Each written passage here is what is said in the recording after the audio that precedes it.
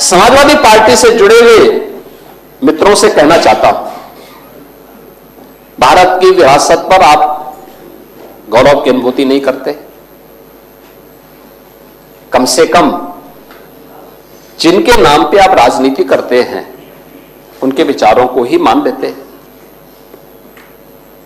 Doctor Ram Manohar Lohia ने इस बात को कहा था कि भारत की एकात्मता के 3 आधार हैं, श्री राम, श्री कृष्ण और शिव शंकर, भगवान शिव। जब तक भारत की जनता इन 3 देव महापुरुषों के प्रति श्रद्धा का भाव रखेगी, तब तक भारत को भारत बने रहने से कोई रोक नहीं सकता। दुनिया की कोई ताकत भारत का बात नहीं कर सकता।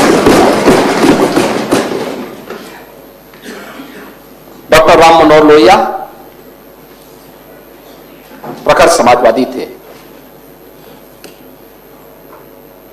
वे हमारी विचारधारा से जुड़े हुए नहीं थे, हां कांग्रेस के विरोधी थे,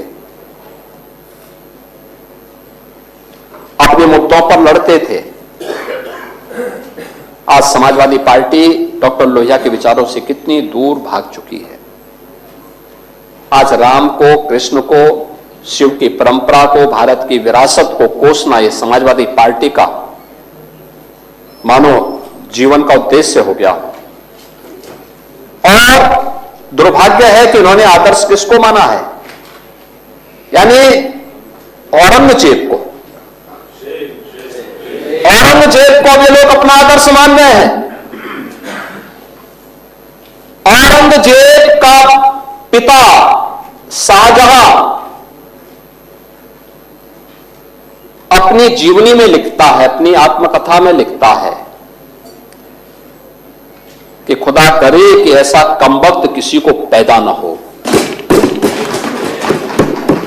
उसने आगरा के किले में अपने बाप को कैद करके रखा, एक एक बूंद पानी के लिए तरसाया। और अगर इनको औरंगजेब पर गौरव की अनुभूति होती है तो ये लोग कम से कम पटना की खुदाबख्त लाइब्रेरी में जाकर के एक बार शाहजहां की ही जीवनी को पढ़ लें, देख लें, उसकी पीड़ा को देखें।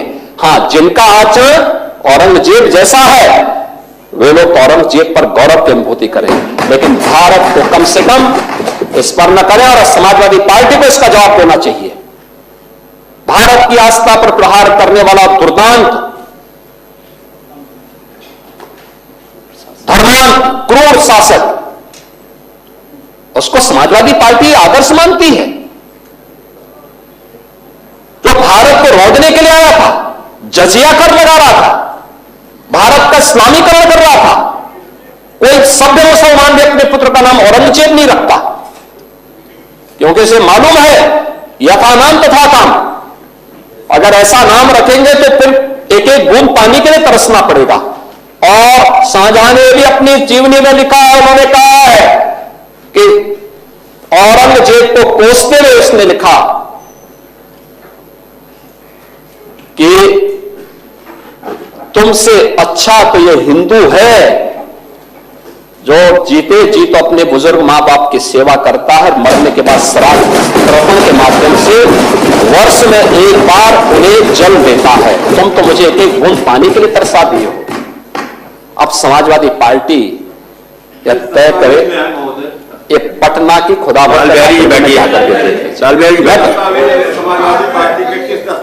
ये समाजवादी पार्टी का नेता, आपका विधायक घोषणा करो ना, उस कमबख्त को निकालो पार्टी से और उसको एक बार यूपी भेज दीजिए, बाकी उपचार हम अपने आप करवा लेंगे। जो व्यक्ति छत्रपति शिवाजी महाराज की परंपरा पर गौरव की अनुभूति करने की बजाय लज्जा महसूस कर रहा हो और औरंगजेब को अपना नायक मान रहा हो, क्या उसको भारत के अंदर रहने का अधिकार होना चाहिए क्या? और समाजवादी पार्टी को इसका जवाब देना चाहिए। एक तरफ आप कुंभ को कोसते रहे और दूसरी तरफ औरंगजेब जैसे दुष्ट और क्रूर धर्मांध मंदिरों को तोड़ने वाले व्यक्ति को, भारत की आस्था को निर्मलता के साथ रौंदने का कार्य करने वाले व्यक्ति को महिमामंडन करते हो। आखिर कौन सी नस ऐसी आपकी दबी हुई है कि आप लोग अपने उस व्यक्ति पर, उस विधायक पर नियंत्रण नहीं कर पा रहे हैं? और इसीलिए मैं कहना चाहता हूं कि व्यक्ति के विचार अलग हो सकते हैं, मानव खंडन क्यों नहीं समाजवादी पार्टी है? समाजवादी पार्टी खंडन करे इसका। लाल बिहारी सुनिए, समाजवादी पार्टी को, लाल बिहारी समाजवादी पार्टी को इसका खंडन करना चाहिए। समाजवादी पार्टी को इसका खंडन करना चाहिए और समाजवादी पार्टी को इसको बाहर निकाल देना चाहिए, निकाल देना चाहिए बाहर, या यहां बुलवाइए सम्मेलन में। उत्तर प्रदेश तो ऐसे लोगों का उपचार करने में बहुत देरी नहीं करता है।